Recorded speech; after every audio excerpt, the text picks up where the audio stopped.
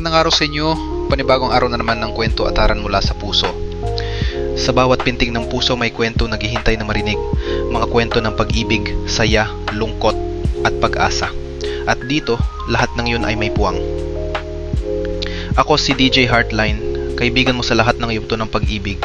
Sa ating munting tambayan, pwede kang tumawa, umiyak, kiligin at matuto mula sa mga kwento at payong mula sa puso.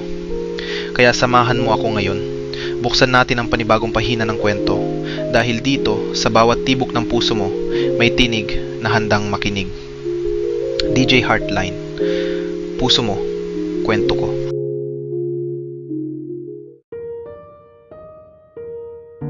Ang kwento natin ngayon ay pinamagatang Bago Ka, Tuluyang Lumayo. Sabi nila, kapag mahal mo ang isang tao, ipaglaban mo. Pero paano kung pagod na siyang ipaglaban?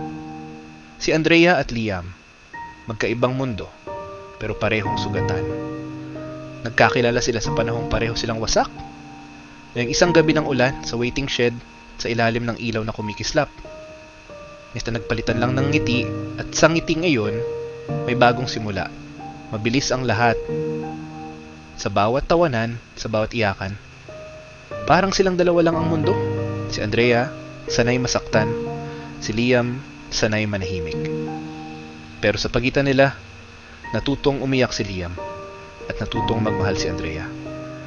Pero ang mga sugat ng nakaraan, hindi basta nawawala. May gabi pa ring nananahimik si Liam. May araw pa ring natatakot si Andrea na maiwang muli. Hanggang isang araw, hindi na niya ito nakita. Walang text, walang tawag, walang paliwanag. Isang buwan, 2, 3, hanggang sa makita niya ulit si Liam. Hindi na siya ang kasama. Nilapitan niya, nanginginig ang tinig. Bakit? At ang sagot ni Liam, hindi kita iniwan dahil hindi kita mahal.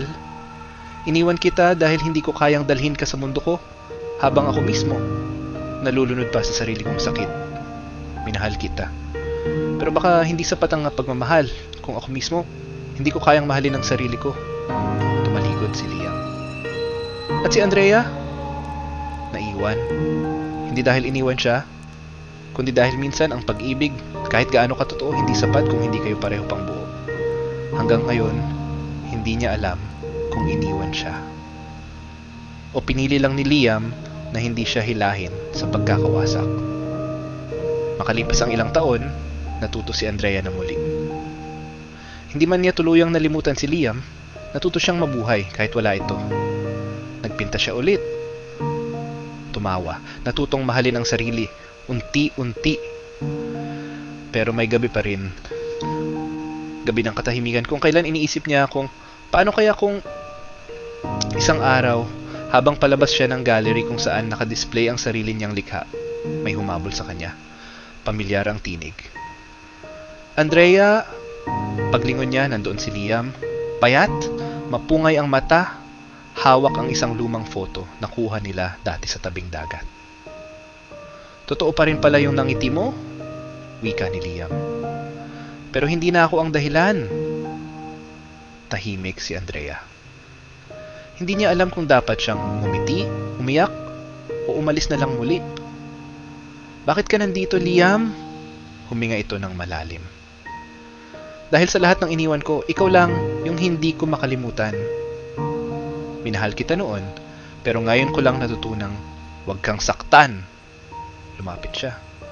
Walang hawak na bulaklak, walang dramatikong linya. Dala lang niya ang sarili niya, na ngayon ay mas buo na. Kung pwede lang sanang balikan, pero alam kong hindi lahat ng sinira pwedeng ayusin. Tumulo ang luha ni Andrea, pero ngumiti siya. Mahal pa rin kita, Liam. Pero mahal ko na rin ang sarili ko. At ngayon, hindi ko na kayang ipagpalit yun sa sakit na dati mong dala. Sa wakas, si Andrea ang tumalikod. At si Liam, naiwan. Hindi dahil hindi siya minahal, kundi dahil huli na ang lahat sa panahong handa na siya. Minsan ang pag-ibig hindi nawawala, pero natututo itong bumitaw para sa sariling katahimikan.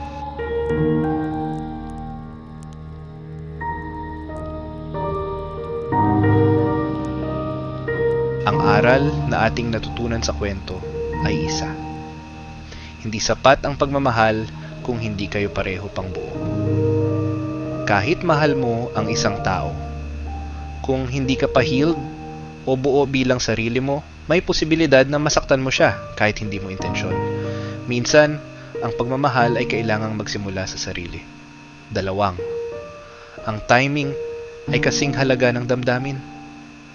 Maaaring mahal ka ng isang tao, pero kung hindi pa siya handa, hindi rin magiging sapat yun para panatilihin ang relasyon. Love is not just about what you feel, it's also about when you're ready.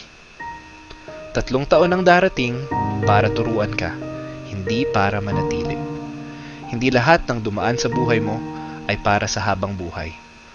May ilan, para lang sa isang season, para gisingin ka, palakasin ka, at ituro ang halaga ng sarili mong halaga. 4, mas okay nang masaktan sa katotohanan kaysa mabuhay sa kasinungalingan. Masakit ang iniwan, pero mas masakit ang manatili sa isang relasyon na hindi totoo o hindi na tama. Ang pag-alis minsan ay hindi kabiguan, kundi paglaya.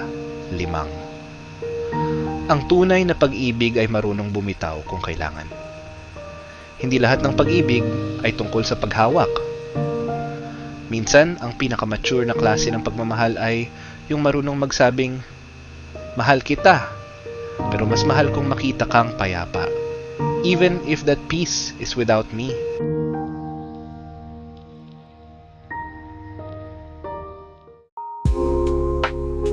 At yan nagtatapos sa ating kwento para sa araw na ito. Kung nagustuhan mo ang ating usapan at gusto mo pang makinig ng kwento at payo mula sa puso, huwag kalimutang mag-like, mag-follow at mag-subscribe. I-click na rin ang bell icon para lagi kang updated sa mga bagong kwento. Maraming salamat sa pakikinig at sa pagtambay dito sa ating kwentuhan. Sana ay naliwanagan ka at sana ay napangiti ko rin ang puso mo. Hanggang sa susunod nating pag-uusap, ingatan mo ang puso mo. Dahil dito, palagi kang may karamay. Ako si DJ Hardline, puso mo.